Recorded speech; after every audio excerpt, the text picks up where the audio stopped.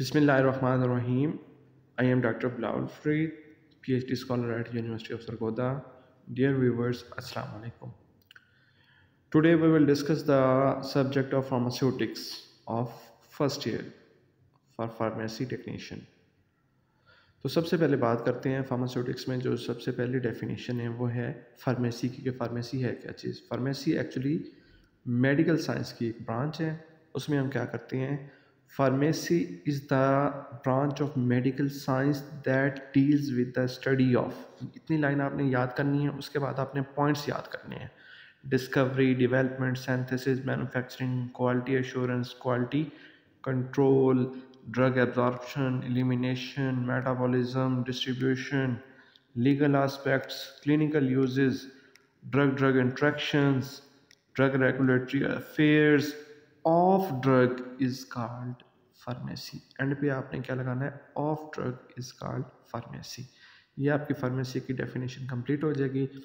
इसमें ये भी हो सकता है कि आपको कुछ पॉइंट्स इसमें से मिस हो जाएं, तो कम से कम जितने पॉइंट्स आपको याद रहें वो आप इन दो सेंटेंसेस के दरमियान लगा के आप फार्मेसी की डेफिनेशन को कंप्लीट कर सकते हैं। उसके बाद बात करते हैं हम ब्रांचेस या field, different fields of pharmacy. उसमें clinical pharmacy, industrial pharmacy, hospital pharmacy, forensic pharmacy, clinical pharmacy, compounding and dispensing pharmacy. तो सबसे पहले डिस्कस करते हैं, यहाँ भी आपकी बुक में लिखा हुआ है industrial pharmacy. Actually industrial pharmacy is a subject, लेकिन यहाँ पे हम डिस्कस करेंगे फार्मास्यूटिकल इंडस्ट्री। फार्मास्यूटिकल इंडस्ट्री क्या चीज़ है? वो एक ऐसी प्लेस है जहाँ पे मेडिसिन्स लार्ज स्केल पे मैन्युफैक्चर की जाती हैं। So pharmaceutical industry is the place where medicines are manufactured on large scale is called pharmaceutical industry. पहले दौर में सारा का सारा काम क्या होता था, लेबर के ज़रिए होता था। आजकल क्या हो रहा है, सेमी ऑटोमेटेड मशीन्स आ गई हैं जिसमें क्या होता है, उसका कुछ हिस्सा ह्यूमंस कंट्रोल करते हैं, बाकी जो है वो मशीन सारा के सारे ऑपरेशनल सारे के सारे प्रोसीजर्स को क्या करती है, कंटिन्यू करती है, और उस तरह आपकी मेडिसिन क्या हो जाती है, रेडी हो जाती है।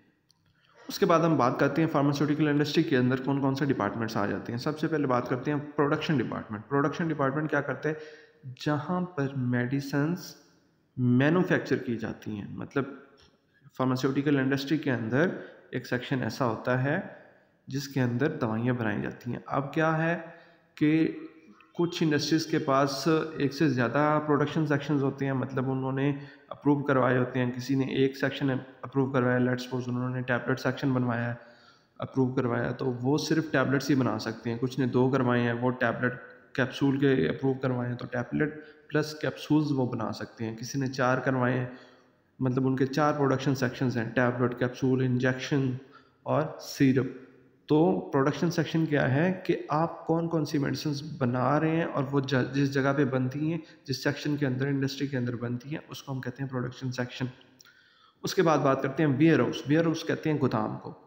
गोदाम किस लिए यूज़ होता है? Actually warehouse it is used for the storage of raw material and finished products. मतलब ये कि जब खाम माल हमारा इंडस्ट्री में आता है तो सबसे पहले उसे हम वेयर हाउस में स्टोर करते हैं, और उसके बाद हम उस वेयर हाउस में से खाम माल या रॉ मटेरियल को प्रोडक्शन सेक्शन में इस्तेमाल करते रहते हैं। जब हमारी मेडिसिन रेडी हो जाती है, फिर हम उस मेडिसिन को मार्केट में सेल करने से पहले क्या करते हैं, वेयर हाउस में स्टोर करते हैं। वो जो मेडिसिन बन जाती है उन्हीं को कहा जाता है फिनिश्ड प्रोडक्ट्स। उसके बाद बात करते हैं quality control and quality assurance की बात करते हैं। तो क्वालिटी कंट्रोल टेस्ट होते हैं, मतलब फार्मास्यूटिकल इंडस्ट्री के अंदर वो ड्यूरिंग प्रोडक्शन, मतलब आप जब दवाई बना रहे हैं तो जो होता है क्वालिटी कंट्रोल ऑफिसर होता है, वो आपके ड्यूरिंग प्रोसेस क्या करता है, डिफरेंट टेस्ट लेता है कि क्या जो एक्सिपिएंट्स हैं या जो ड्रग है वो प्रॉपरली पूरी अमाउंट में की जा रही है, मतलब मैयर की जा रही है, ली जा रही है, और उसका जो प्रॉपर प्रोसीजर है वो उसी तरह मॉनिटर हो रहा है, नहीं हो रहा है, या दरमियान में कुछ मिक्सिंग हो रही है, कुछ इम्प्योरिटीज़ आ रही हैं। तो सारा का सारा वो क्या है, डिफरेंट इंटरवल्स पे वो क्या करता है, क्वालिटी कंट्रोल के टेस्ट करता है।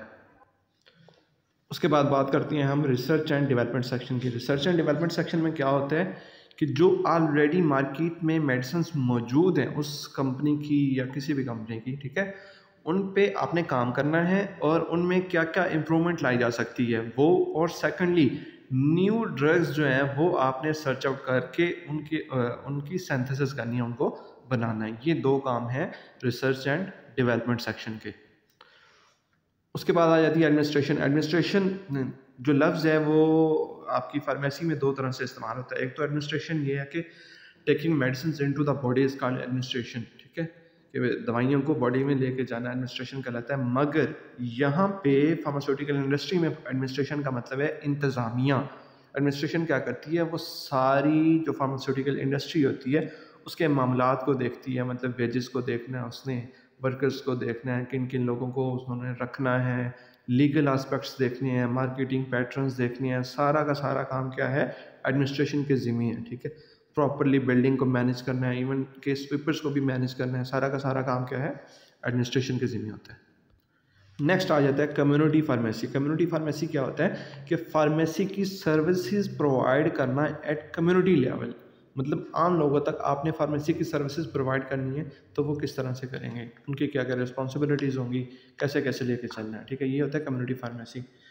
तो उसकी आगे 2 ब्रांचेज हैं, वो है एक है रिटेल फार्मेसी और दूसरी है होल सेल फार्मेसी, या जिसे हम डिस्ट्रीब्यूशन भी कहते हैं। तो होल सेल फार्मेसी या डिस्ट्रीब्यूशन क्या चीज़ होती है, वो बिज़नेस ओरिएंटेड एक फार्मेसी होती है, ठीक है। वो होल सेल या डिस्ट्रीब्यूशन क्या करते हैं, मैन्युफैक्चरर कौन होता है, फार्मास्यूटिकल इंडस्ट्री वाला, उससे मेडिसिन लेते हैं। और रिटेल फार्मेसी में जो हमें फार्मेसीज नज़र आ रही होती हैं या मेडिकल स्टोर्स होते हैं उनको वो बेचते हैं, मतलब होलसेल वाले इंडस्ट्री से लेके रिटेल वालों को बेच देते हैं ऑन अ फिक्स्ड प्रॉफिट। और रिटेल फार्मेसी वाले क्या करते हैं, रिटेल फार्मेसी भी क्या है, it is a business oriented type of pharmacy. ये क्या करती है, ये होलसेल वालों से लेते हैं मेडिसिन, और जो कम्युनिटी होती है, आम लोग होते हैं, पेशेंट्स होते हैं, इनको वो मेडिसिन प्रोवाइड करते हैं, ठीक है। अब कोई पेशेंट है वो डायरेक्ट होलसेल वालों के पास तो नहीं जाएगा कि मुझे ये डॉक्टर की पर्ची है और इसे आप क्या करें, ये वाली मेडिसिन दे देंगे। वो जाएगा हमारी रिटेल फार्मेसी। रिटेल फार्मेसी में क्या आता है, ये जो हमारी फार्मेसीज बनी हुई हैं या जो मेडिकल स्टोर्स हैं।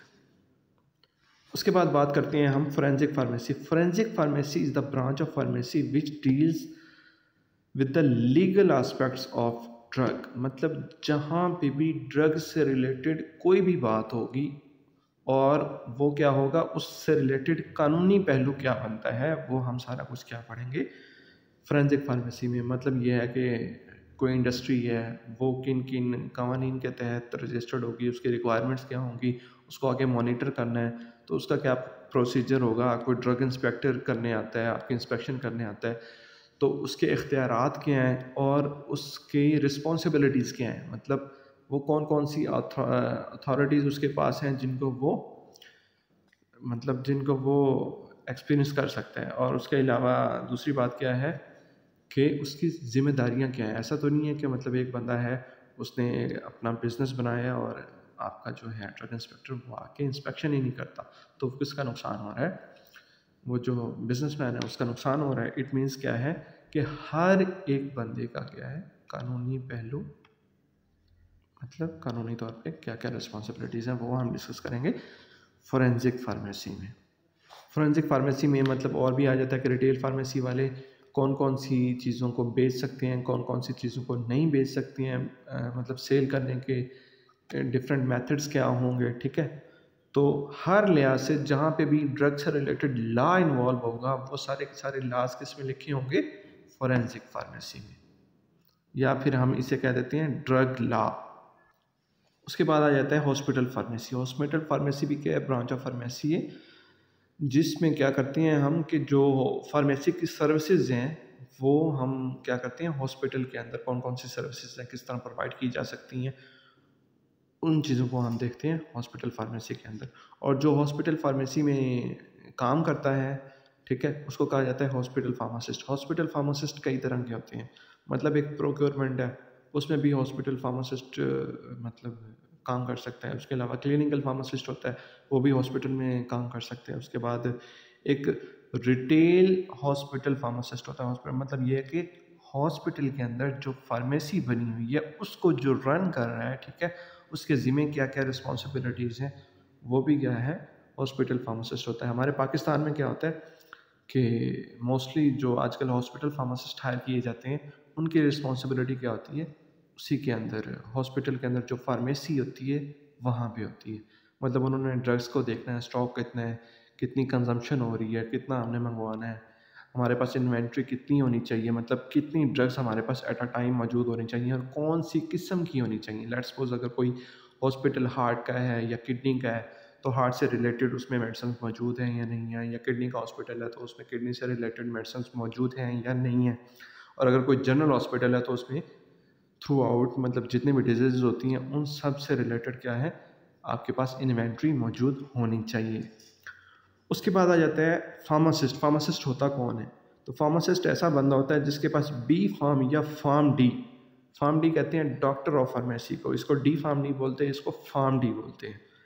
ठीक है, ऐसा बंदा जिसके पास बी फार्म या फार्म डी की डिग्री हो, किसी ऐसे इदारे से उसने की हो जो इदारा फार्मेसी काउंसिल ऑफ पाकिस्तान से रजिस्टर्ड हो, और उसके बाद वो बंदा प्रोविंशियल फार्मेसी काउंसिल में रजिस्टर्ड ए में रजिस्टर्ड हो और उसके पास रजिस्ट्रेशन सर्टिफिकेट हो, जिसे हम आम ज़बान में ए कैटेगरी कहते हैं।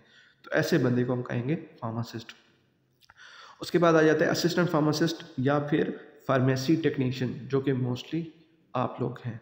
फार्मेसी टेक्नीशियन क्या होता है? ऐसा बंदा जिसने डिप्लोमा इन फार्मेसी, मतलब ये डिग्री है जो फार्मासिस्ट करता है, और जो डिप्लोमा करता है 2 साल, उसको हम कहते हैं फार्मेसी टेक्नीशियन। ऐसा बंदा जिसने 2 साल डिप्लोमा किया हो किसी ऐसे इदारे से जो इदारा पाकिस्तान फार्मेसी काउंसिल से रजिस्टर्ड हो, और उसके बाद वो बंदा या बंदी क्या है, प्रोविंशियल फार्मेसी काउंसिल में रजिस्टर्ड बी के अंदर रजिस्टर्ड हो और उसके पास रजिस्ट्रेशन सर्टिफिकेट हो, तो उस बंदे को हम कहेंगे फार्मेसी टेक्नीशियन या असिस्टेंट फार्मासिस्ट। और उस रजिस्ट्रेशन सर्टिफिकेट को आप लोगों की ज़बान में कैटेगरी बी कहते हैं। उसके बाद हम आ जाते हैं क्लिनिकल फार्मेसी। क्लिनिकल फार्मेसी का रोल कहाँ पे होता है? मोस्टली जो क्लिनिक्स होती हैं या हॉस्पिटल में भी, मतलब कुछ क्लिनिकल फार्मासिस्ट होते हैं, जो कि हमारे पाकिस्तान में इतनी प्रैक्टिस नहीं है। बाहर के मुल्कों में क्या होता है कि जो आपका फिजिशियन होता है, जो डॉक्टर होता है, जिसके पास आप जाते हो और वो आपको डायग्नोज करता है, आप तशखीस करता है, जब उसको बीमारी का पता लग जाता है तो वो क्या है, कुछ मेडिसिन आपको प्रिस्क्राइब कर देता है, लिख देता है। ठीक है, वो मेडिसिन लेके आप आते हो क्लिनिकल फार्मासिस्ट के पास। ठीक है, क्लिनिकल फार्मासिस्ट क्या करता है, उस आपकी जो डॉक्टर की पर्ची होती है जिसे प्रिस्क्रिप्शन कहते हैं, उसको रिव्यू करता है।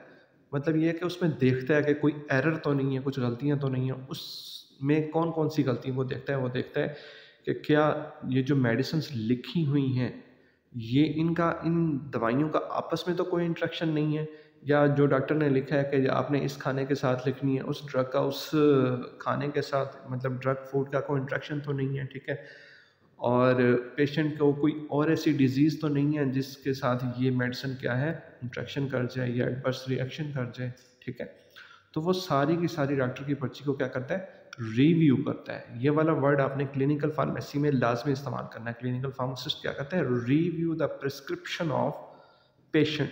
ठीक है, अगर उसमें कोई चेंजिंग्स की ज़रूरत हो तो फिर वो सजेस्ट करता है, कब? जब पेशेंट की वो हिस्ट्री ले लेता है। ठीक है, कि इसमें कोई प्रॉब्लम तो नहीं है, वो फिर दोबारा फिजिशियन को सजेस्ट करता है कि काइंडली इसको रिव्यू किया, इसमें ये थोड़े से एरर्स हैं, तो फिर फिजिशियन उसको करेक्ट करके वापस भेज देता है। बाहर के मुल्कों में जो आपको मेडिसिन दी जाती हैं तो उसके उनके ऊपर जो लेबल लगा होता है समटाइम, उसके ऊपर इवन कि आपके फार्मासिस्ट का नेम भी लिखा होता है। ठीक है, तो ये होगी क्लिनिकल फार्मेसी। उसके बाद आ जाते हैं थेराप्यूटिक्स। थेराप्यूटिक्स क्या है? Therapeutics is the branch of medical science that deals with the treatment of diseases. मतलब क्या है, ये ऐसी ब्रांच है जिसके अंदर हम देखते हैं कि डिफरेंट डिजीज़ की ट्रीटमेंट कैसे करनी है और उसके लिए हमें कौन कौन सी मेडिसिन की ज़रूरत है और उनका क्या क्या प्रोसीजर होना चाहिए। उसके बाद हम बात करते हैं चैप्टर नंबर 2 की। उसमें है सबसे पहले ड्रग की डेफिनेशन। उसमें लिखा हुआ है, according to Ansel the drug can be defined as an agent intended for use in the diagnosis, mitigation, treatment, cure or prevention of disease in humans or in other animals। Anselm क्या है बच्चों? Anselm एक किताब का नाम है। ठीक है, तो उसमें वो कहते हैं कि ड्रग क्या चीज़ है। ड्रग एक ऐसा सब्सटेंस है, ऐसा एजेंट है जो कि treatment cure, mitigation, diagnosis. Diagnosis मतलब तशखीस करने के दौरान जो डिफरेंट लैब टेस्ट होते हैं उसमें कोई हम ड्रग्स इस्तेमाल कर सकते हैं, ठीक है। और एक वर्ड और आपने ऐड करना है, प्रोफाइलैक्सिस। प्रोफाइलैक्सिस क्या होती है कि आपने जो मोस्टली दवाइयाँ आप लेते हैं वो बीमारी लगने के बाद लेते हैं कि हमें ये डिजीज़ होगी, इसकी ये मेडिकेशन ले लेते हैं। लेकिन प्रोफाइलैक्सिस क्या है कि अभी आपको वो डिजीज़ नहीं हुई, लेकिन उससे पहले ही आप क्या करते हो, दवाइयाँ ले लेते हो ताकि हमें वो डिजीज़ ना हो। इसको कहा जाता है प्रोफाइलैक्सिस, ठीक है, कि प्रिवेंशन बिफोर द डिजीज़। जैसे कि हमारे यहाँ वैक्सीन्स होती हैं, वैक्सीन्स हम क्या करते हैं, डिजीज़ के लगने से पहले हम वो वैक्सीनेशन करवा लेते हैं, ठीक है। उसके बाद आ जाती है क्लासिफिकेशन ऑफ ड्रग्स। मतलब ये है कि ड्रग्स की कौन कौन सी क्लासेस हैं, मतलब कौन कौन से हम ग्रुप बना सकते हैं। उसमें सबसे पहले हम जो क्लासिफिकेशन करते हैं on the basis of cell, कि आपने जो सेल करनी है, जो बेचनी है दवाइयाँ, तो उसके हिसाब से आप कितने ग्रुप बनाओगे, उसके हिसाब से आप बनाओगे 2 ग्रुप। एक होगा OTC, over the counter. Over the counter वो ग्रुप है, इसके अंदर वो दवाइयाँ आती हैं जिनके लिए डॉक्टर की प्रिस्क्रिप्शन की ज़रूरत नहीं होती है, वो आप वैसे ही जाके रिटेल फार्मेसी से बाय नेम जाके ले सकते हैं, ठीक है।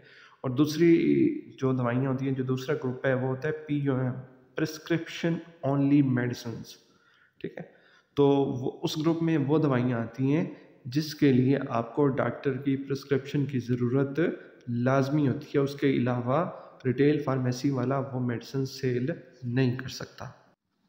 उसके बाद बात करते हैं हम classification of drugs on the basis of their source, मतलब कहाँ कहाँ से हम ड्रग्स को हासिल कर सकते हैं, उसकी बुनियाद पे हम क्या करते हैं, ग्रुपिंग करते हैं। उसमें सबसे पहले आ जाता है नेचुरल सोर्स के, कुदरती ज़राए में, कुदरती ज़राए से हम कौन कौन से ड्रग्स ले सकते हैं। कुदरती ज़राए में कौन कौन से आ जाते हैं, उसमें आ जाता है plant source, animal source, microbial source and mineral source.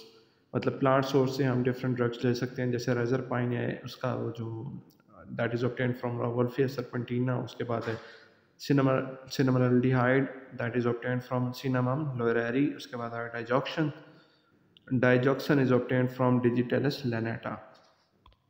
उसके बाद आ जाता है एनिमल सोर्स। एनिमल सोर्स में क्या होता है कि जो ड्रग्स हम एनिमल से लेते हैं, जैसे स्नेक वेनम और थायरॉक्सिन है, ठीक है। उसके बाद आता है माइक्रोबियल सोप, मतलब माइक्रो ऑर्गेनिज्म से हम कौन कौन सी ड्रग्स ले सकते हैं, वो एक ग्रुप बन जाएगा। उसमें इंसुलिन है, एंटीबायोटिक्स हैं, कुछ वैक्सीन्स हैं। उसके बाद आ जाता है मिनरल सोर्स। मिनरल सोर्स में वो ड्रग्स आती हैं जो हम मिनरल से लेते हैं, जैसे आयरन है, जिंक है, कुछ साल्ट्स हैं, ठीक है, वो हमारे आ जाते हैं मिनरल सोर्स में। ये हो गए हमारे नेचुरल सोर्सेज। उसके बाद आ जाते हैं सेमी सिंथेटिक ड्रग्स, जो हम सेमी सिंथेटिकली ऑब्टेन करते हैं। उसके बाद सिंथेटिक ड्रग्स जो टोटली लेबॉर्ट्री में प्रिपेयर होती हैं। उसके बाद आ जाता है जेनेरिक नेम, ब्रांड नेम और केमिकल नेम, ठीक है।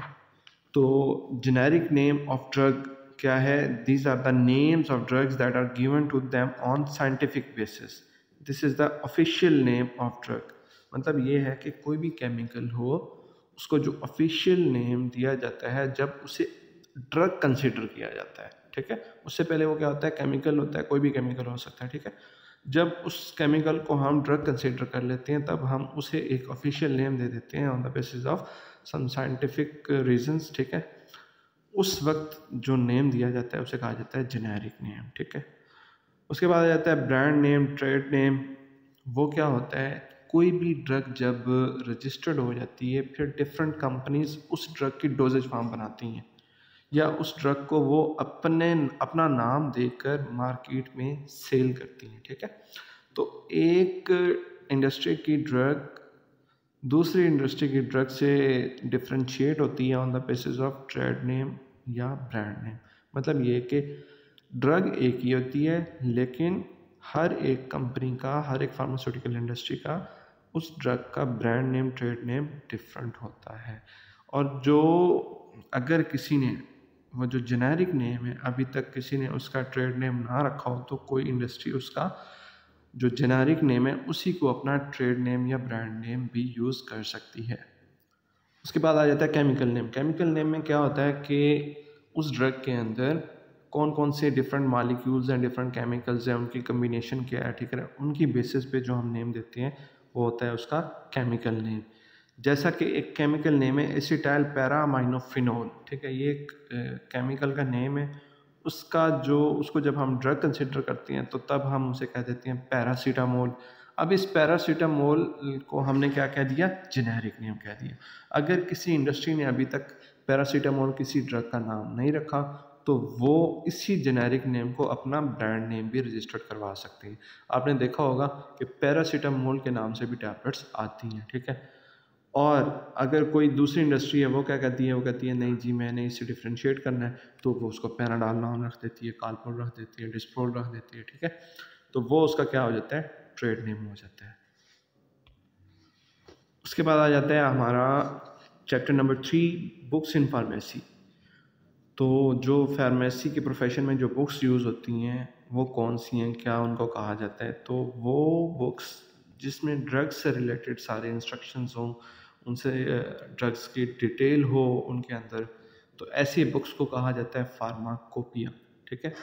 तो उसमें कुछ ऑफिशियल बुक्स होती हैं, कुछ नॉन ऑफिशियल बुक्स होती हैं। अब ऑफिशियल बुक्स कौन सी होती हैं, official books are those books which are written, compiled and published under the supervision of government agency। मतलब ये है कि जो प्रोफेशनल्स होते हैं, जो लोग होते उसी प्रोफेशन के हैं, लेकिन वो क्या होते हैं, गवर्नमेंट एम्प्लॉय होते हैं, उनकी एक टीम बन जाती है, ठीक है। वो ही उनको लिखती है उन किताबों को, फिर उनको कंपाइल भी करती है, मतलब इकट्ठा करना, ठीक है, फिर उनको वो पब्लिश भी करवाती है, ठीक है। तो ऐसी किताबें जो गवर्नमेंट एजेंसी की सुपरविजन में लिखी भी जाएं, कंपाइल भी की जाएं और फिर पब्लिश भी की जाएं, तो ऐसे बुक्स को हम कहते हैं ऑफिशियल बुक्स। इसी तरह हर एक कंट्री जो होती है उनकी अपनी कुछ ऑफिशियल बुक्स होती हैं। जैसे है बरतानिया, इंग्लैंड वाले, उनकी ब्रिटिश फार्माकोपिया है। उसके बाद उनकी एक है ब्रिटिश फार्मास्यूटिकल कोडेक्स है, ब्रिटिश नेशनल फार्मूलरी है। जो अमेरिका वाले हैं उनकी है यूनाइटेड स्टेट्स फार्माकोपिया, यूएसपी। एक और है नेशनल फार्मूलरी, हमारे पाकिस्तान में है पाकिस्तान फार्माकोपिया, और एक इंटरनेशनल फार्माकोपिया, ये आपने नाम शायद पहली दफ़ा सुना हो। तो ये हो गई ऑफिशियल बुक्स। उसके बाद होती है non official books. Non official books किन्हें कहा जाता है, ऐसी बुक्स जो कि मतलब होते वही लोग हैं, उसी प्रोफेशन, फार्मेसी प्रोफेशन के लोग होते हैं, रिसर्चर्स होते हैं, ठीक है, लेकिन वो गवर्नमेंट एम्प्लॉय नहीं होती, गवर्नमेंट की तरफ से वो लोग चुने हुए नहीं होते, ठीक है। ऐसी टीम, प्रोफेशनल्स की ऐसी टीम जो उस प्रोफेशन से रिलेटेड हो और वो कोई एक किताब लिखें, उसको कंपाइल करें, फिर उसको पब्लिश करवाएं, उसमें गवर्नमेंट एजेंसी का कोई रोल ना हो, तो ऐसी बुक्स को हम कहते हैं नॉन ऑफिशियल बुक्स। उसमें आ जाता है रेमिंगटन फार्मास्यूटिकल साइंसेज है, मर्क इंडेक्स है, अप्लाइड एंड क्लिनिकल फार्माकोलॉजी पे कैटसन है, और ट्यूटोरियल फार्मेसी है। उसके बाद हम इन ऑफिशियल बुक्स में से ना कुछ बुक्स को डिस्कस कर लेते हैं। सबसे पहले डिस्कस करते हैं ब्रिटिश फार्माकोपिया को। ब्रिटिश फार्माकोपिया बहुत ज़्यादा इस्तेमाल की जाती है, क्यों मतलब वर्ल्ड वाइड ज़्यादा इस्तेमाल की जाती है, because of their up to date monograph regarding the drugs. मतलब मेडिसिन से रिलेटेड हर दफ़ा इनका नया एडिशन आता है, मतलब एक साल में कुछ मेडिसिन जो हैं वो डिस्कवर हुई हैं, उनकी न्यू इम्प्रूवमेंट हुई है, सिंथेसिस हुई है, उनका कोई इंट्रैक्शन आया है, मतलब कुछ भी ड्रग से रिलेटेड जो नया आया है, तो जो नेक्स्ट ईयर होगा तो उसमें उनका जो एडिशन आएगा उसके अंदर जो सारी की सारी न्यू डिस्कवरीज हुई होंगी वो उसमें मेंशन होंगी, इसलिए इसे कहा जाता है अप टू डेट मोनोग्राफ, ठीक है। अब ये रिस्पॉन्सिबिलिटी किसकी है, इसको मतलब राइट करना, इसको कंपाइल करना और पब्लिश करना, ये है जनरल मेडिकल काउंसिल की, और उसे ये कब रिस्पॉन्सिबिलिटी दी गई थी, 1857 में। इस बुक के अंदर क्या कुछ है, complete monograph of drugs, quality control, quality assurance के टेस्ट के बारे में लिखा हुआ है, और identification and analytical test of drugs. मतलब आप ड्रग्स से रिलेटेड अगर आपको कुछ पॉइंट्स नहीं भी आते, ठीक है, कि इस बुक में क्या कुछ लिखा हुआ है, तो ड्रग्स से रिलेटेड आप कुछ भी क्या है उसमें क्वेश्चन आ जाए तो उसके अंदर आप मेंशन कर सकते हैं इस बुक में ये कुछ होता है, ठीक है। उसके बाद आ जाती है ब्रिटिश नेशनल फार्मूलरी। ये किस किस की रिस्पॉन्सिबिलिटी है, ये है जनरल मेडिकल काउंसिल और royal pharmaceutical society of great Britain. मतलब बरतानिया में दो सोसाइटीज़ हैं, कौन से सोसाइटीज़ जो इस प्रोफेशन को डील करती हैं, उसमें जनरल मेडिकल काउंसिल और रॉयल फार्मास्यूटिकल सोसाइटी, उनकी रिस्पॉन्सिबिलिटी है ब्रिटिश नेशनल फार्मूलरी को राइट करना, पब्लिश करना और कंपाइल करना सारा काम। अच्छा, अब ये जो है BNF, इसको UAE और UK के अंदर जो रजिस्ट्रेशन एग्ज़ाम्स होते हैं, मतलब किसी फार्मासिस्ट ने रजिस्टर्ड होना है तो उसके एग्ज़ाम्स की तैयारी के लिए किसको पढ़ाया जाता है? BNF को, ठीक है। इस बुक के अंदर क्या कुछ होता है? Detail knowledge regarding the clinical and pharmacological aspects of drugs and medicine, और detail note on prescription policy, knowledge regarding the refilling and prescription handling. मतलब ये है कि BNF के अंदर क्लिनिकल फार्मेसी के बारे में बहुत कुछ लिखा होता है।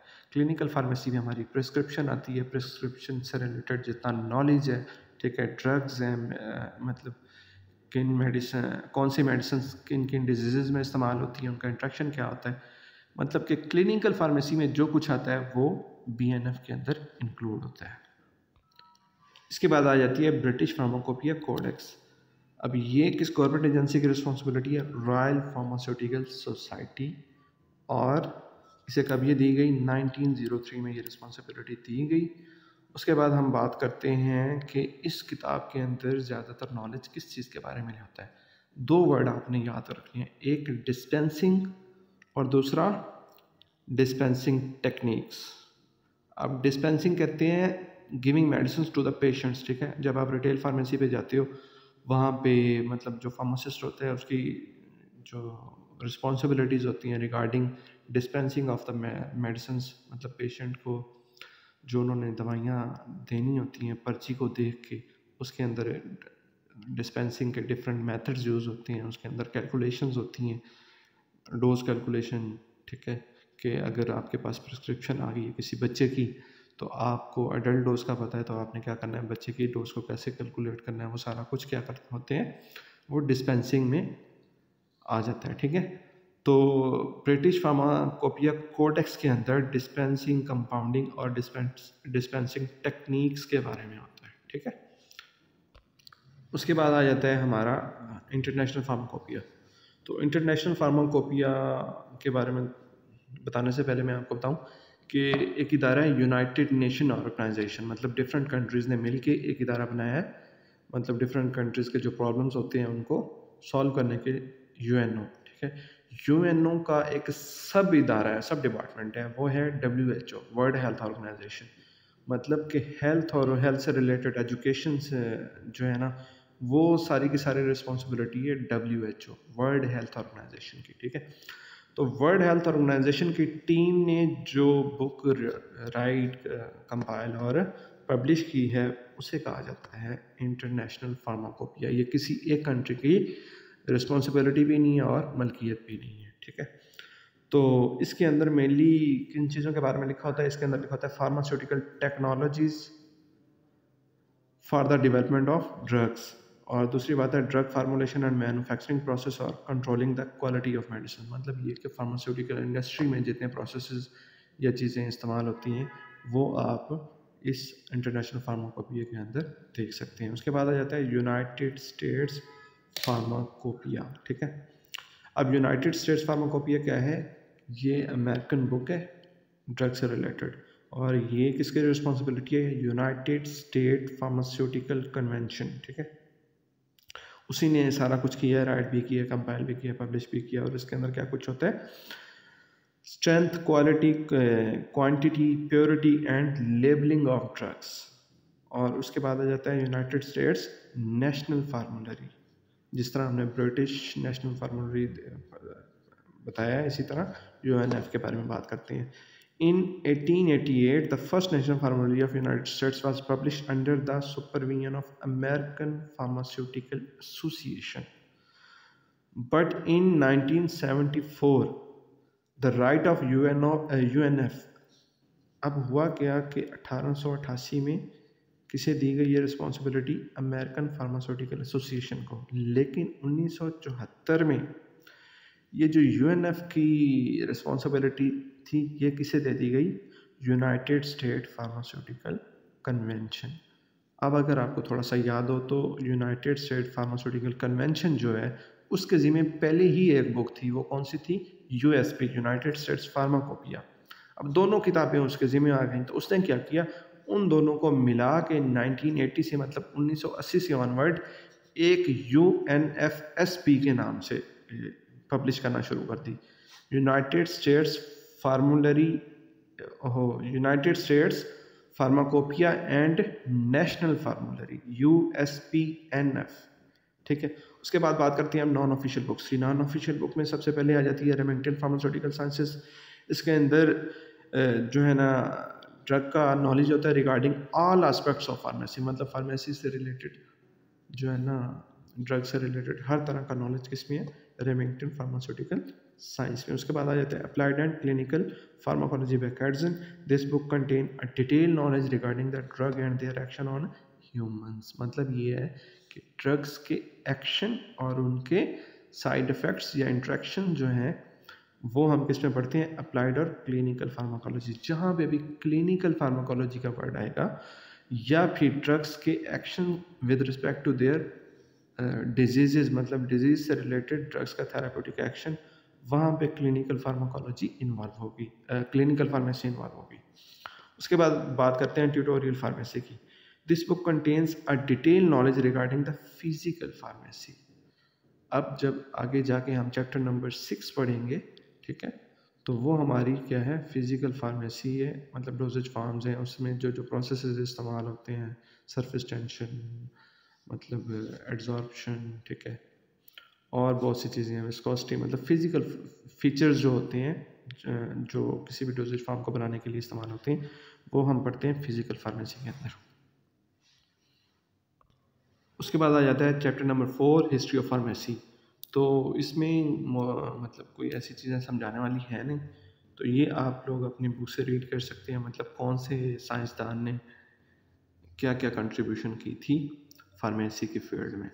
तो आपको डिफरेंट साइंटिस्ट हैं, उनकी डिफरेंट कंट्रीब्यूशन मिल जाएगी in the field of pharmacy, ठीक है, और उनकी मतलब कंट्रीब्यूशन जो होगी वो MCQs में आ सकती है, मतलब कि इस साइंसदान ने कौन सा काम किया। तो ये इतना कोई समझाने वाली चीज़ नहीं है, आपने जस्ट रीड आउट करना है और उसको जहन में बैठाना है। उसके बाद बात करते हैं हम चैप्टर नंबर 5 की। चैप्टर नंबर 5 में पहला टॉपिक है सरफेस टेंशन। सरफेस टेंशन क्या है? It is defined as force acting over the surface of the liquid per unit length of the surface, और इसका यूनिट क्या है, न्यूटन पर मीटर, ठीक है। तो सरफेस टेंशन मोस्टली लिक्विड की प्रॉपर्टी होती है, और इसको हम ज़्यादातर उस टाइम डिस्कस करते हैं जब हम दो इमिसिबल लिक्विड्स को मिक्स करना चाहते हैं, तो वहाँ पे जो सरफेस टेंशन का फिनोमिना है वो दरमियान में आ जाता है, और वो दो लिक्विड्स क्या है, मिक्स नहीं होते। जैसा कि हमारे यहाँ कुछ ड्रग्स होती हैं वो मतलब वेजिटेबल ऑयल होती हैं, मतलब ठीक है ना, तो उनको जब हम वाटर के साथ मिक्स करना चाहते हैं तो वो ऑयल वाटर के साथ मिक्स नहीं होता। क्यों नहीं होता? कि हर एक लिक्विड की अपनी सरफेस टेंशन होती है। सरफेस टेंशन है क्या चीज़? जो लिक्विड के मॉलिक्यूल्स होते हैं वो मोस्टली क्या रहते हैं, रैंडम मोशन में रहते हैं, और वो उस अपने फेस से एस्केप आउट होना चाहते हैं। जैसा कि हम क्या करते हैं, किसी भी लिक्विड को हीट किया जाए तो जिनको ज़्यादा एनर्जी मिलती है वो उस लिक्विड से कन्वर्ट हो जाती हैं गैशियस स्टेट में, ठीक है। तो जिनके पास एनर्जी कम होती है वो सरफेस पे आके इकट्ठे हो जाते हैं। जब सरफेस पे इकट्ठे हो जाते हैं तो वहाँ पे सरफेस के ऊपर मॉलिक्यूल्स की तादाद बढ़ जाती है, और उनके दरमियान इंटर मॉलिक्यूलर फोर्सेस क्या हो जाती हैं, कम हो जाती हैं। जब इंटर मॉलिक्यूलर फोर्सेस कम हो जाती हैं तो उनके दरमियान जो अट्रैक्शन है, जो इंट्रैक्शन है, वो क्या हो जाती है, स्ट्रॉन्ग हो जाती है। जब वो स्ट्रॉन्ग हो जाती है तो उस बॉन्डिंग को क्या कहते हैं हम, वो जो सरफेस के ऊपर क्रिएट हो गई है उसको कहते हैं सरफेस टेंशन। इसके बाद बात करते हैं हम फैक्टर्स अफेक्टिंग सरफेस टेंशन। उसमें आ जाती है इंटरमॉलिक्यूलर फोर्सेस। जितनी ज़्यादा मतलब स्ट्रॉन्ग होंगी इंटरमॉलिक्यूलर फोर्सेस, उतनी ज़्यादा सरफेस टेंशन होगी। बॉन्ड स्ट्रॉन्ग होगा, हाइड्रोजन बॉन्डिंग। उसके बाद हाइड्रोजन बॉन्डिंग अगर मॉलिक्यूल्स के दरमियान होगी तो भी आपकी सरफेस टेंशन स्ट्रॉन्ग होगी। आपकी से मुराद उसकी लिक्विड की। उसके बाद आ जाता है टेम्परेचर। जैसे जैसे टेम्परेचर इंक्रीज़ करेंगे तो जो मॉलिक्यूल्स होंगे उनको क्या है, एनर्जी मिलेगी। जब एनर्जी मिलेगी तो उनकी मूवमेंट तेज़ हो जाएगी, जिसकी वजह से सरफेस टेंशन डिक्रीज़ हो जाएगी। तो जैसे जैसे हम टेम्परेचर बढ़ाएंगे सरफेस टेंशन डिक्रीज़ होगी, जैसे जैसे लो करेंगे सरफेस टेंशन कम होती जाएगी। उसके बाद आ जाती है इसकी एप्लीकेशंस के बारे में। एप्लीकेशन में लिखा हुआ है emulsifying agents reduce the surface tension of oil and water phase which results in stabilization of emulsion. Emulsion एक ऐसी प्रिपरेशन होती है जिसमें ऑयल और वाटर होता है। इसकी डिटेल हम आगे जाके चैप्टर नंबर 6 में देंगे। तो उस जो ऑयल और वाटर होता है वो एक दूसरे के साथ इमिसिबल होते हैं। उनको मिसिबल करने के लिए, मिक्स करने के लिए क्या करते हैं हम, सर्फेक्टेंट्स इस्तेमाल करते हैं। Bile salts reduce the surface tension of fats in duodenum. Duodenum हमारी क्या है, स्मॉल इंटेस्टाइन का पार्ट है। उसके अंदर क्या होता है, जो हम लिपिड्स या फैट्स या हम खाते हैं तो वो क्या है, वहाँ से वो एब्जॉर्ब नहीं हो सकते। तो उसकी क्या है, एब्जॉर्प्शन को बढ़ाने के लिए जो बाइल साल्ट्स होते हैं हमारी बॉडी के अंदर, वो उन लिपिड्स की क्या करते हैं, सरफेस टेंशन को कम कर देते हैं, जिसकी वजह से उनकी एब्जॉर्प्शन या फिर डाइजेशन क्या हो जाती है, इंक्रीज़ हो जाती है। उसके बाद बात करते हैं हम विस्कोसिटी की। विस्कोसिटी क्या चीज़ होती है, it is the internal resistance of molecules of any liquid to flow. मतलब कोई भी लिक्विड है उसके जो मॉलिक्यूल्स होते हैं उनका फ्लो के दरमियान जो मुज़ाहमत आती है उसको कहा जाता है विस्कोसिटी। इसकी एग्जांपल जनरली मैं आपको दूं कि अगर आप एक बीकर में पानी लें, दूसरे में शहद लें, दोनों को आप गिराएं, मतलब किसी स्मूथ सरफेस या रफ सरफेस के ऊपर, दोनों मतलब सरफेस सेम होना चाहिए। तो जो वाटर होगा उसके मॉलिक्यूल्स क्या हैं, वो उनके दरमियान इतनी रेजिस्टेंस नहीं है जितनी हनी के दरमियान है। तो वाटर का जो है वो इजीली फ्लो कर जाएगा एज़ कम्पेयर टू शहद। तो इसका मतलब ये है कि शहद की विस्कोसिटी ज़्यादा है। विस्कोसिटी मतलब गाढ़ापन, ठीक है। उसके बाद आ जाते हैं विस्कोमीटर्स। विस्कोमीटर्स क्या होती हैं, वो ऐसे इंस्ट्रूमेंट्स होते हैं जो विस्कोसिटी को मेजर करने के लिए इस्तेमाल किए जाते हैं। उन विस्कोमीटर्स में आ जाते हैं 3 टाइप के। ऑसवर्ड विस्कोमीटर या उसे कहते हैं you tube. You tube app नहीं, जो अल्फ़ाबेट यू है उस शेप का होता है, यू ट्यूब विस्कोमीटर। उसके बाद आ जाता है रोटेशनल विस्कोमीटर और थर्ड आ जाता है falling ball viscometer. Falling ball viscometer means के उसकी एक स्पेसिफिक लेंथ होती है, उसमें लिक्विड होता है और जिसकी विस्कोसिटी हमें चेक करनी होती है। ऊपर से हम एक बॉल को फेंकते हैं और नीचे वो सरफेस के आने तक कितना टाइम लेता है उसको एक फार्मूले के ज़रिए चेक कर लेते हैं। उससे हमें आइडिया हो जाता है कि उस लिक्विड की विस्कोसिटी कितनी है। तो उसके बाद आ जाते हैं फैक्टर्स अफेक्टिंग द विस्कोसिटी। के विस्कोसिटी को कौन कौन से फैक्टर्स अफेक्ट कर सकते हैं। सबसे पहले आ जाता है टेम्परेचर। आपको पता है कि जितना भी गाढ़ा लिक्विड होगा उसे आप क्या है, उसको हीट करोगे, जब उसका टेम्परेचर इंक्रीज़ करोगे तो क्या होगा, विस्कोसिटी डिक्रीज़ हो जाएगी। और अगर टेम्परेचर कम होता जाएगा तो विस्कोसिटी इंक्रीज़ होती जाएगी। उसके बाद आ जाता है size of molecules. Viscosity increases with increase in the size of molecules. जितना बड़ा मॉलिक्यूल का साइज़ होगा विस्कोसिटी उतनी ज़्यादा होगी। मीन्स के उनके मॉलिक्यूल्स को फ्लो करने में क्या होगी, रेजिस्टेंस ज़्यादा पेश आएगी। थर्ड आ जाता है मॉलिक्यूलर शेप। मतलब रेगुलर शेप होगी तो फ्लो ज़्यादा होगा। अगर फ्लो ठीक होगा तो इट मीन्स आपकी विस्कोसिटी कम है। और अगर इरेगुलर शेप होगी मॉलिक्यूल्स की, इसका मतलब ये रेजिस्टेंस बढ़ रही है फ्लो के दौरान। तो इरेगुलर मॉलिक्यूल्स अगर होंगे लिक्विड में तो क्या होगा, उसकी विस्कोसिटी ज़्यादा होगी। उसके बाद आ जाते हैं एडहेसिव फोर्सेस पे। Stronger the adhesive forces greater would be the viscosity of the liquid. क्या होता है कि एडहेसिव फोर्सेस होती हैं सेम जो होते हैं ना, क्या नाम है, मॉलिक्यूल्स, उसके दरमियान कोहेसिव फोर्सेस होती हैं। और अगर डिफरेंट मॉलिक्यूल्स हों उनके दरमियान एडहेसिव फोर्सेस होती हैं। जब एडहेसिव फोर्सेस मॉलिक्यूल्स डिफरेंट होंगे तो उनके दरमियान क्या होगा, रेजिस्टेंस भी ज़्यादा होगी। इसलिए अगर एडहेसिव फोर्सेस होंगी तो आपकी विस्कोसिटी ज़्यादा होगी। अगर कोहेसिव फोर्सेस होंगी, सेम मॉलिक्यूल्स होंगे, तो क्या है, उनकी क्या होगी, मतलब उसमें विस्कोसिटी कम होगी। अब बात कर लेते हैं एप्लीकेशन, मतलब इसका हमारी फार्मेसी में रोल क्या है। तो एप्लीकेशन मुराद ये है कि मतलब जो हम मेडिसिन हैं इसमें इसका विस्कोसिटी का क्या रोल है। तो इसमें हम ड्रग्स, जो दवाइयाँ बनाते हैं, जो मेडिसिन बनाते हैं, उनकी प्योरिटी को चेक कर सकते हैं, उनकी क्वालिटी को चेक कर सकते हैं, आइडेंटिफिकेशन टेस्ट कर सकते हैं, ठीक है। तो अगर उसकी विस्कोसिटी स्टैंडर्ड विस्कोसिटी से कम या ज़्यादा, इट मीन्स उसमें क्या है, कोई मिलावट है, तो इम्प्योरिटी है उसके अंदर, ठीक है। इससे हमें ये पता चल जाता है। उसके अलावा कुछ सब्सटेंसेस होते हैं जो एंड पे आपके लिखे हुए हैं विस्कोसिटी इन्हांसर्स।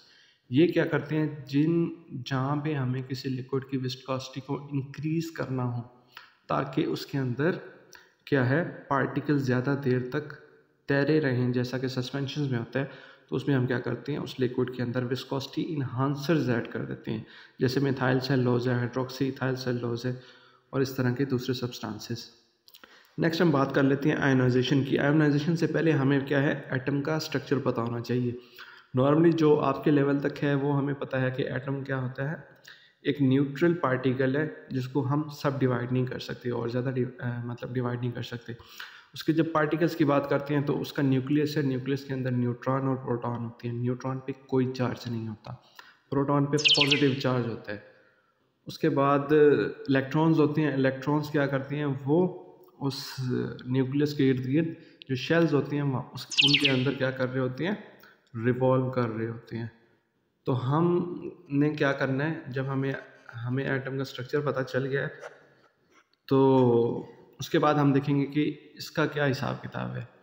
हिसाब किताब ये है कि आयोनाइजेशन उस प्रोसेस को कहेंगे जब कोई न्यूट्रल एटम इलेक्ट्रॉन गेन कर ले या लूज़ कर ले, क्योंकि प्रोटॉन तो एटम से बाहर निकल नहीं सकते, तो जो निकलना है किसी एटम से और दूसरे एटम में जाके ऐड होना है वो सिर्फ इलेक्ट्रॉन्स होते हैं और इलेक्ट्रॉन पे होता है नेगेटिव चार्ज। अब हमें पता है कि एटम है न्यूट्रल, जितने पॉजिटिव चार्ज होते हैं उतने ही नेगेटिव चार्ज होते हैं। लेट्स सपोज अगर किसी के अंदर 11 इलेक्ट्रॉन्स हैं तो उसमें 11 प्रोटॉन्स हैं, +11 -11 नेट रिजल्ट हमारे पास 0 आता है। और अगर उसमें से एक माइनस निकल जाए, मीन्स कि एक इलेक्ट्रॉन निकल गया, तो उसके ऊपर चार्ज आ जाएगा +1, क्योंकि -10 और +10 एक दूसरे को कट कर देंगे और जो एक +1 बच जाएगा वो उस एटम के ऊपर चार्ज आ जाएगा। अब वो एटम नहीं रहेगा, अब वो बन गया आयन। ठीक है, तो इस प्रोसेस को क्या कहते हैं, आयोनाइजेशन। मीन्स के ionization is the process in which an atom or molecule lose or gain electrons to become charged. मतलब क्या है, जब वो लूज़ कर लेता है या गेन कर लेता है तो उसके ऊपर चार्ज आ जाता है। अब उसके बाद बात करते हैं कि चार्ज आ गया, फिर वो क्या बन गया, वो बन गया आयन। तो आयन दो तरह के होते हैं, एक होता है पॉजिटिव आयन और एक होता है नेगेटिव आयन। जब एटम या मॉलिक्यूल ने नेगेटिव इलेक्ट्रॉन को गेन कर लिया तो उसके ऊपर पहले न्यूट्रल था, जब गेन कर लिया तो उसके ऊपर आ गया नेगेटिव चार्ज, और नेगेटिव चार्ज को कहा जाता है एनॉइन। और जिसने लूज़ किया उसके ऊपर आ जाएगा पॉजिटिव चार्ज, वो एटम अब बन गया पॉजिटिव चार्ज, और पॉजिटिव चार्ज आयन को कहा जाता है कैटायन। आगे बात करते हैं हम आयोनाइजेशन एनर्जी की। आयोनाइजेशन एनर्जी क्या होती है, amount of energy required to remove an electron from an atom, कि वो एनर्जी जो किसी भी एटम से हमें इलेक्ट्रॉन को रिमूव करने के लिए चाहिए होती है उसे हम कहते हैं आयोनाइजेशन एनर्जी। और तब वो एटम नहीं रहता, वो बन जाता है आयन जब वो इलेक्ट्रॉन लूज़ कर लेता है। उसके बाद हम बात करते हैं एप्लीकेशंस की। इस आयोनाइजेशन के एक्सपेरिमेंट को एक दफ़ा छोड़ दें अगर आपको इतना डीपली नहीं समझ आ रहा। मैं अगर समझाने बैठूंगा तो ये थोड़ा सा लंबा प्रोसीजर हो जाएगा। एप्लीकेशन की बात करते हैं तो एप्लीकेशन में आ जाता है कि इसका आयोनाइजेशन का हमारी फार्मेसी की फील्ड में क्या है। तो ये जितनी रेडियोलॉजी होती है, एक्सरेज वगैरह होते हैं, और उसमें जो मेडिसिन इस्तेमाल होती हैं या कुछ मेडिसिन क्या होती हैं आयंस की फॉर्म में हमारी बॉडी में क्या होती हैं, एब्जॉर्ब होती हैं या फिर वहाँ पे डिस्ट्रीब्यूट होती हैं, तो वहाँ पे आयोनाइजेशन का बहुत रोल होता है। उसके अलावा आयोनाइजेशन जो हमारी एग्रीकल्चर फील्ड है उसके अंदर डिफरेंट किस्म के जो सीड्स होते हैं उनमें म्यूटेशन करने के लिए, ये जीन्स होती हैं उनमें म्यूटेशन की जाती है with the help of radiation, और रेडिएशन प्रोड्यूस होती हैं with the help of ionization. और रेडिएशन लाजमी बात है आयोनाइजेशन से बनती है। तो रेडिएशन का एक और रोल होता है जो sterilization of tools and equipments used in surgery. जो हम ऑपरेशन थिएटर में जो इंस्ट्रूमेंट्स या इक्विपमेंट्स इस्तेमाल होते हैं, सीजर्स वगैरह, ठीक है, तो उनको जरासीम फ्री करना होता है, तो उस प्रोसेस को कहते हैं स्टेरिलाइजेशन। तो स्टेरिलाइजेशन भी हम क्या है रेडिएशन की मदद से कर सकते हैं। आगे आ जाता है पीएच। पीएच क्या है, negative log of hydrogen ions concentration. इसकी डिटेल में नहीं जाते, बस सिर्फ आपको बता देता हूँ कि पीएच का रोल हमारी फार्मेसी में या मेडिसिन में क्या होता है। तो जितनी भी लिक्विड प्रिपरेशंस होती हैं, ठीक है, उनमें पीएच का बहुत रोल होता है। पीएच स्केल होता है 1 से लेकर 14 तक, 1 से लेकर 6.9 तक होता है एसिडिक करेक्टर, 7 होता है न्यूट्रल, और 7.1 से लेकर होता है 14 जो है ना, 7.1 से 14 तक जो स्केल है वो होता है बेसिक स्केल। मींस ये कि अगर आप मिड में खड़े हैं न्यूट्रल मतलब 7 पॉइंट पे, उससे आप 1 की तरफ जाते हैं तो आपका एसिडिक करेक्टर बढ़ता है। मतलब ये हुआ कि अगर दो आपके पास लिक्विड है, एक की pH 2 है और एक की pH 5 है, तो जो 2 pH वाला होगा वो स्ट्रॉन्ग एसिड होगा as compare to 5 pH। Same इसी तरह 7 से जब 14 की तरफ जाते हैं तो बेसिक करेक्टर बढ़ता है। मतलब दो लिक्विड्स हैं, एक की pH है 8 और एक की pH है 14, तो जिसकी 14 pH होगी वो क्या होगा, स्ट्रॉन्ग बेस होगा, और 8 वाला क्या होगा, वीक बेस होगा। अच्छा, पीएच का क्या रोल होता है हमारी बॉडी में, या फिर उसमें जो हमारी फार्मास्यूटिकल प्रिपरेशंस होती हैं, जो हमारी दवाइयाँ होती हैं। उससे पहले हम बात कर लेते हैं कि पीएच इंडिकेटर्स के, मतलब पीएच जो है ना वो हमें पता कैसे चलेगा कि इस लिक्विड की पीएच कितनी है। तो उसके लिए डिफरेंट पीएच इंडिकेटर्स यूज़ होते हैं, जैसे क्या है कि एसिड बेस इंडिकेटर्स होते हैं, रेडॉक्स इंडिकेटर्स होते हैं, प्रेसिपिटेशन इंडिकेटर्स होते हैं, और कुछ स्ट्रिप्स होती हैं, मतलब पेपर स्ट्रिप्स होती हैं, उनके ऊपर कलर्स होती हैं 1 से लेकर 14 तक। तो आप जब उसको डिप करते हो तो उसका जो कलर आता है उसका मैच करते हो आप उस लिक्विड का, तो उसके साथ आप जब मैच करते हो तो आपको आइडिया हो जाता है कि ये कौन सा कलर है उस स्ट्रिप के साथ। तो जो कलर होता है वही उस लिक्विड का वो पीएच होता है। अब आ जाते हैं पीएच की एप्लीकेशंस पे। पीएच ज़रूरी क्यों होती है? तो हमारी बॉडी के जितने भी एंजाइम्स होते हैं वो एक स्पेसिफिक पीएच पे काम करती हैं। इसी तरह हमारा जो ब्लड है वो भी लिक्विड है और उसकी भी एक स्पेसिफिक पीएच है, वो 7.3 से लेकर 7.4 है। तो हम जितनी भी मतलब मेडिसिन लेते हैं तो उनका इस तरह नहीं होता कि मतलब ब्लड से उनके ज़्यादा डेविएट कर जाए पीएच, ठीक है, नियर होती है मोस्टली। तो हम ये कंसिडर करते हैं कि जितनी ब्लड की पीएच है उतनी ही उन लिक्विड जो प्रिपरेशन होती हैं, जो दवाइयाँ होती हैं, उनकी पीएच होनी चाहिए। और अगर थोड़ा बहुत डेविएट भी करे तो इतना ज़्यादा डिफरेंस नहीं होना चाहिए। उसके बाद बात करते हैं बफर्स की। अब बफर्स ऐसे मिक्सचर्स होती हैं जो क्या है, कोई भी लिक्विड है आपने बना दिया, उसकी एक स्पेसिफिक पीएच आपने रख दी। लेट्स सपोज आपने उसकी 7.4 रख दी, प्रिपरेशन बनाई, उसकी पीएच है 7.4। अब क्या है कि आप जब उस कोई आप लिक्विड है ना प्रिपरेशन, उसके आपने बॉटल ओपन की और उसमें कोई चीज़ ऐड हो गई, कोई वाटर ऐड हो गया या कोई और लिक्विड ऐड हो गया, तो उसने क्या किया, उसने आपकी जो ऑलरेडी प्रिपरेशन थी, जो दवाई थी, उसकी पीएच चेंज करने की कोशिश की। तो उस चेंज को रोकना है, तो उस चेंज को रोकने के लिए हम क्या ऐड करते हैं, बफर्स ऐड करते हैं। बफर क्या करते हैं, एक हद तक पीएच की चेंज को रोकते हैं। मतलब क्या है कि वो कोशिश करते हैं कि क्या है, इस लिक्विड की पीएच चेंज ना हो, लेकिन वो एक स्पेसिफिक लिमिट तक रोक सकते हैं। अगर आपकी जो बाहर से मिक्सिंग हुई है वो इतनी ज़्यादा हो जाए तो वो फिर उसमें बफर्स बेचारे कुछ भी नहीं कर सकते, वो फिर आपकी जो लिक्विड दवाई है उसकी पीएच चेंज हो जाती है। उसके बाद बात करते हैं हम आइसोटोनिक सोल्यूशन की। आइसोटोनिक सोल्यूशन से पहले हम थोड़ा सा ना बेसिक कंसेप्ट सेल के ऊपर लेके जाते हैं। हमारी बॉडी के अंदर क्या है, ब्लड है, ब्लड में आरबीसीज हैं, रेड ब्लड सेल्स हैं, तो बाकी भी हमारी बॉडी के अंदर डिफरेंट सेल्स हैं। तो सेल के बाहर जो मेम्ब्रेन होती है वो होती है सेल मेम्ब्रेन, ठीक है।